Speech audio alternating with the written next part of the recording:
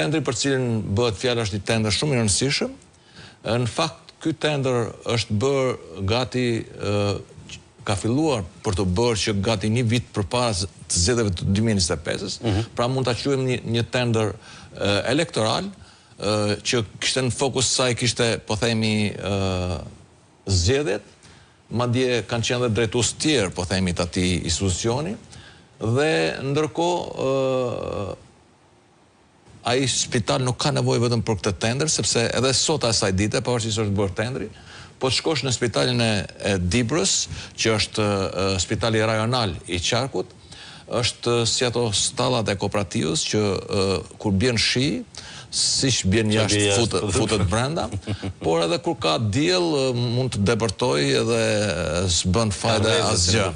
Pra është kthyer, po themi, në një spital, ato që jep Sajmiri janë lule krahasuar me ato të Dibrës, sepse rajonal është tamam një gërmadhe vërtet. Po shkosh në... Edhe si infrastrukturë, po thonë? Absolutisht. Se mirë shërbimin e dim, po ta thonë që fasadat i bëjnë mirë. Thjesht fasadën e nxjirosin sa që ka zgjedhje. Por çatin se ka rregulluar. Çatin absolutisht jo, banjat janë jo funksionale. Në çdo pavion që shkosh nuk ke, po themi, asgjë që është në normalitet. Është spital rajonal, po të shkosh për kirurgji, në fakt askush nuk bën ndërhyrje aty, po duhet i drejtohet Tiranës.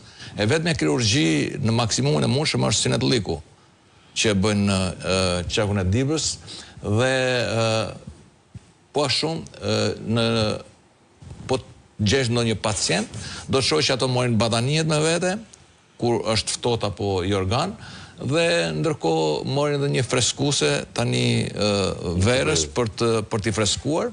Absolutisht nuk përdoret asnjë medikament, po themi, nga spitali, por është thjesht mjekt që janë, po dhe mjekt jo të gjithë profesioneve. Janë sa mjekt të cilët thjesht janë për të qenë aty, madje nëse do t'i referohemi mjekëve apo infermierëve, po thuaj se çdo njësi administrative është e mbushur plot me mjek dhe me infermier, po në fakt në terren askush s'është.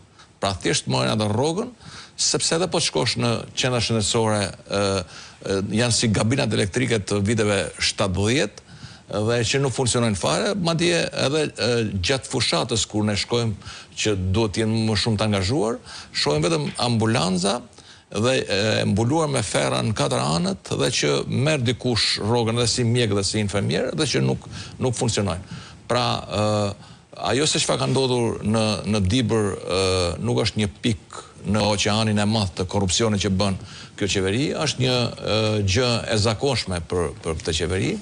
Ajo se çfarë ndodh me shëndetësinë në Dibër është ajo se çfarë ndodh në të gjithë Shqipërinë, sepse askush nuk... Kam një shqetësim ndjes për ndërhyrjen. I shohim këto aksionet e Spakut, këto arrestimet, këto hetimet e tjerë. Megjithatë, në rastin e 5D-s, kompania është sekuestruar, por aplikon për leje ndërtimi. Në rastin e shëndetësisë, koncesionet janë hetim, por lëvrimi i fondeve vazhdon.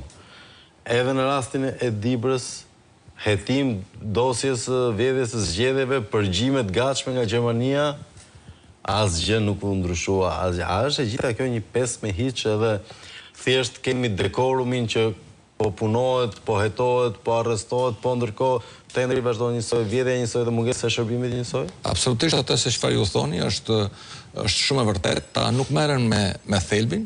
Fundit qytetarët shqiptarë intereson nëse prokurimi është bërë, nëse investimi është kryer, nëse shërbimi është kryer, asgjë prej këtyre nuk bëhet.